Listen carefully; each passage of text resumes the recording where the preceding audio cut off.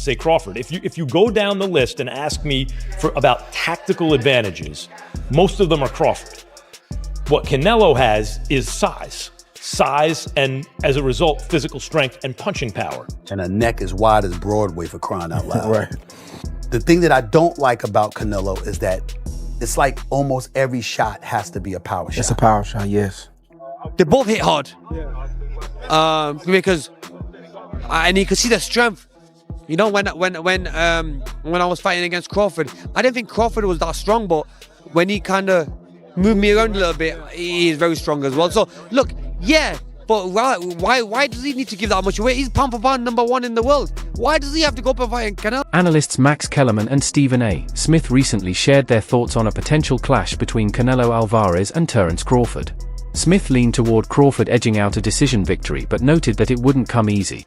He pointed back to Gervonta Davis's remarks, warning that Crawford could run into danger if he gets drawn into too many exchanges.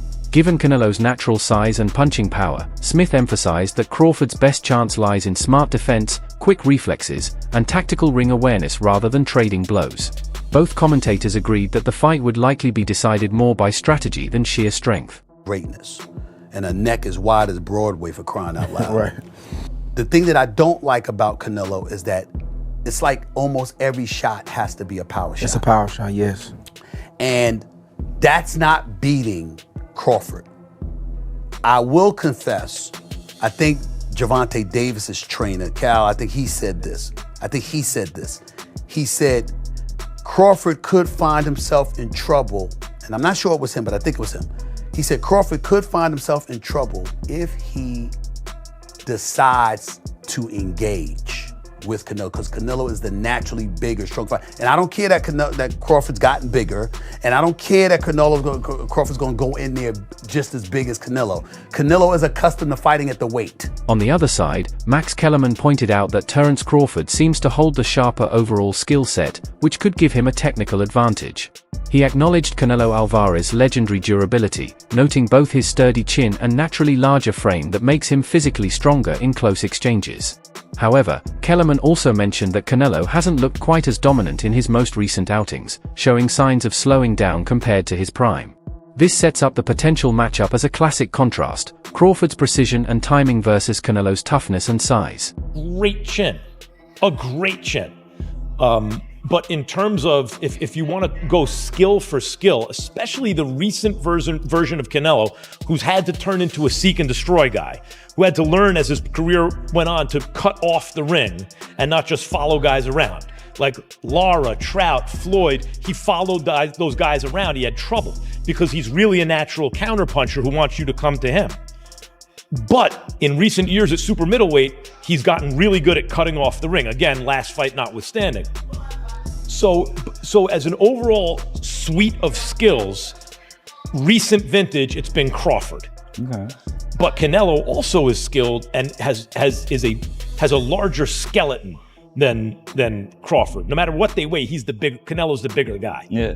You briefly mentioned Canelo's power, so who I would assume Canelo has the You'd have to think, unless Crawford was on a knockout streak until he moved up to junior middleweight and then failed to stop Madrimov. Antonio Tarver, former world champion and well-known boxing analyst, has voiced his backing for Terence Crawford while still recognizing the huge challenge this matchup brings. In Tarver's view, Crawford has already shown greatness by dominating across multiple weight classes, but stepping in against Canelo Álvarez takes things to an entirely different level.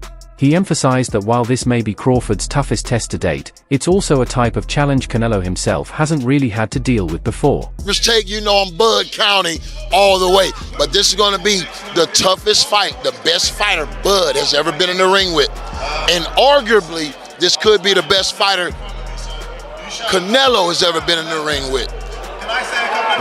We'll find out which one is which on September 13th. Antonio, I appreciate your time. Safe travels back home. Man, I appreciate it. Thank you. Thank you, Antonio. Timothy Bradley Jr., respected for his boxing intelligence, predicts that the opening round of Canelo versus Crawford will be more of a tactical setup than an all-out brawl. He expects both men to stay cautious at first, focusing on reading each other's movement, timing, and tendencies rather than taking big risks. Bradley points out that Crawford usually starts patiently in major fights, using the early minutes to gather information before laying traps. Similarly, Canelo has often used the first round to gauge distance and adjust his strategy. Because of this, Bradley believes fans shouldn't expect fireworks right away, but instead a calculated battle of strategy. First, Crawford wants to feel his punching power as well. You know, in the beginning, it's all the position balance. Like both guys are trying to get balance and trying to find their rhythm, you know, understanding their distance to where they can punch and at the same time avoid getting hit. You know, it takes Crawford a little bit more time than I would say Canelo to get right to it. Canelo, although I would say he is a prolific counterpuncher, fantastic counterpuncher, you know, he tends to find his spots a lot quicker. You know, and the indication of that is when, if you look at any of the boxers that Canelo has faced, Trout, even Danny Jacobs, even when he fought against Charlo, you just check out the first round. You know, he usually takes off, just feels the power, you know, cruises, you know, see what these guys know, couple of feints, level changes, you know, just gathering information, right? Crawford does the same and similar things. So I think the first round's going to be a real, like, calm and cautious round by both fighters. But in the second round, Canelo's going to start applying that pressure, man. Pre-engagement with Crawford is a little bit more difficult than a Charlo, okay? And let me explain this. So pre-engagement is the movements before you get into that sweet spot, which is mid-range, to be able to let your hands go, right? Both guys are trying to counter each other's movement. Both guys are looking at each other's, you know, hands, trying to anticipate what they believe is going to come next. Amir Khan, having faced both Canelo Álvarez and Terence Crawford in the ring, offers a perspective few can match. He emphasizes that Crawford has already cemented his place as one of the greats, especially at welterweight, where his dominance is unquestionable. But Khan also reminds fans that weight classes exist for a reason. Moving up against naturally bigger opponents always carries serious risks. In his view, Crawford didn't need this challenge to prove his legacy. Still, he understands the ambition behind the move, calling it a bold statement aimed at silencing critics and attempting something historic. According to Khan, the fight is both an opportunity and a gamble. Crawford could either elevate himself into an even higher tier of greatness or face the kind of setback that changes careers. And we did all the build-up, we were nothing but respectful. Yeah. I just feel that, you know, in boxing, weight divisions are made there they make them for a purpose. And I highly respect and say pound for pound, the best fighter is Crawford by far, and beats anyone. But when you start putting weight on and you go up a weight and you fight these guys like Canelo, even though Canelo might be now getting a little bit older and it might be slowing down a little bit, but he's still going to be very dangerous. That punch power, you're still going to get tagged, you're still going to get hit. You're going to have to spar heavier guys to get ready for that anyway. So you're going to be taking a lot of wear and tear anyway. You're going to have to adding a few pounds on. Does he need to put that pressure on himself? He's done what no one's ever done before. 2-time undisputed world champion. So why not just enjoy? But obviously you want to go for that next challenge.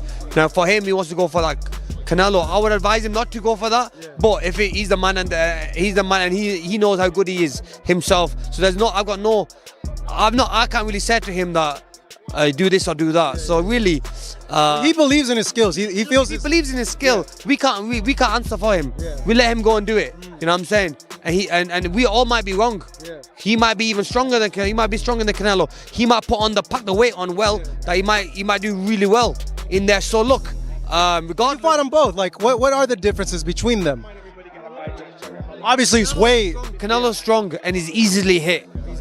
Very easily hit. Very easily. Yeah. Compared to when I fought against Crawford, I couldn't even hit clean. Yeah. So really, that's the difference.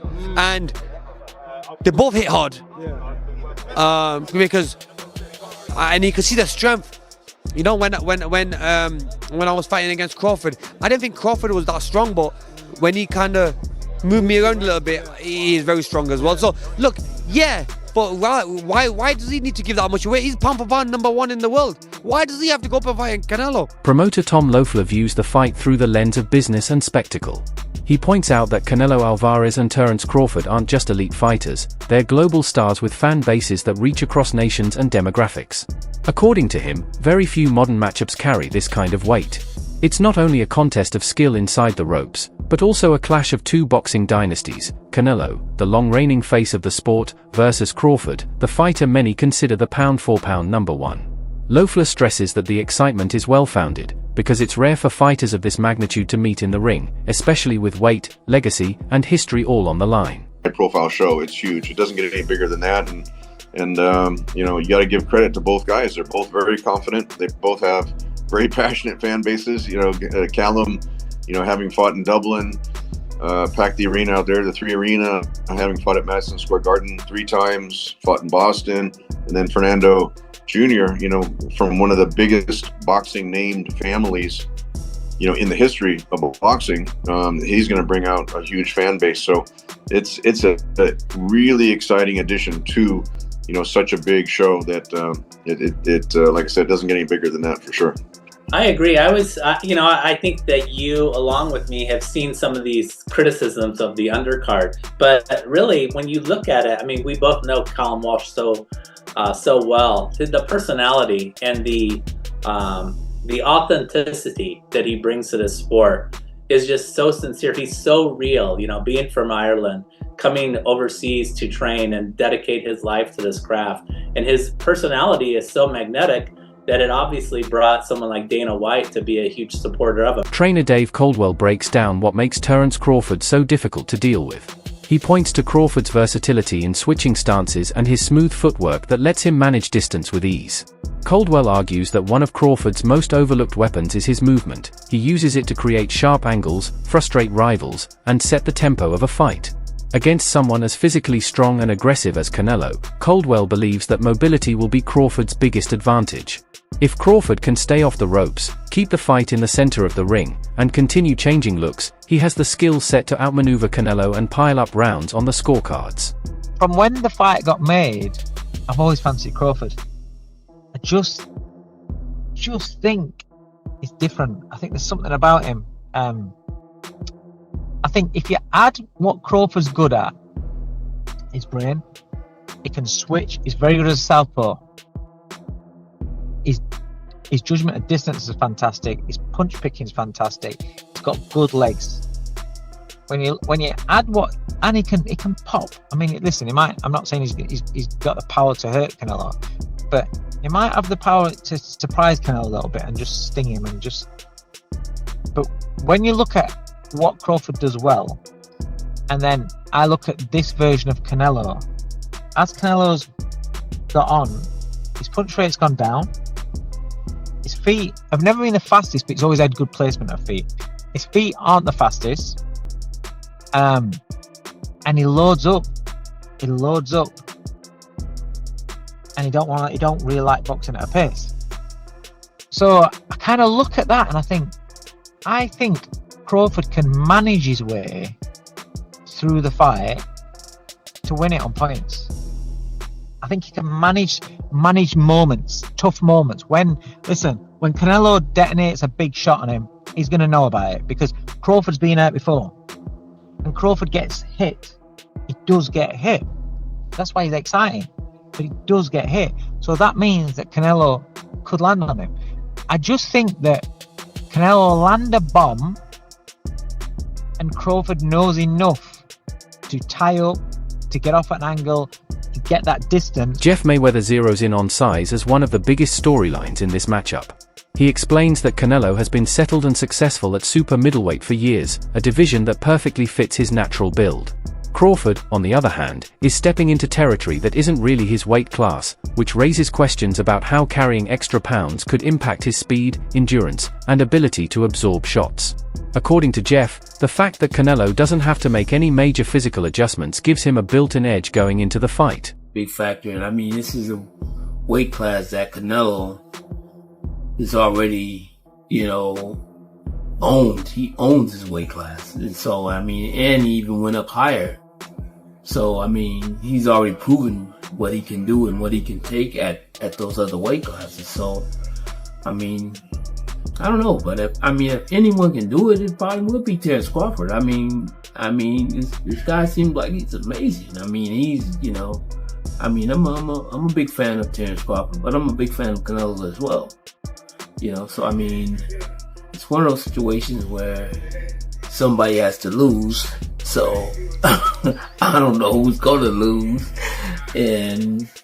but I think that it's going to be a great fight. I think it's going to be a great fight. A contributor from Ring Magazine has pointed out a key vulnerability in Canelo's recent outings. Despite maintaining his trademark discipline in training, Álvarez hasn't been as sharp when it comes to cutting off the ring. This lapse has given opponents more space to maneuver and neutralize his power. Against a fighter like Crawford, who thrives on angles and slick movement, that weakness could become a serious liability. The analyst suggests that if Canelo wants success, he'll need to get back to cornering opponents and closing escape lanes the way he once did. I should have any position to critique and criticize Canelo. But one of the things that he's gotten in trouble with in the last couple of fights, not being able to cut off the ring. You know, you go to the William Skull fight and you watched him chase William Skull around and around and around that ring. And yes, William Skull was running from him. That was pretty clear to see. He was on his bike utilizing his jab, but you didn't see Canelo cut him off. You didn't see him move laterally to be able to stop a lot of that running or stop a lot of that circling around the ropes, which is his responsibility if he's going to take the front foot and look to establish himself offensively. And when I watch Canelo here, he's gotten away with this pretty much his entire career, but I watch him cross step a lot. And you see it right there, where he goes from circling, he rolls under the right hand, and instead of moving laterally, replacing his back foot with his front foot, he L-steps and then crosses over, which instead of just moving laterally and shifting, like I said, shuffling to his right off of the L-step, off of the reset, which would allow him to be ready to go and ready to fight again, it takes him that extra beat to get back into fights. Former world champion David Haye offers a notable change in outlook. At first, he was convinced that Canelo's superior size and punching power would simply overwhelm Crawford, leaving little room for the smaller fighter to succeed.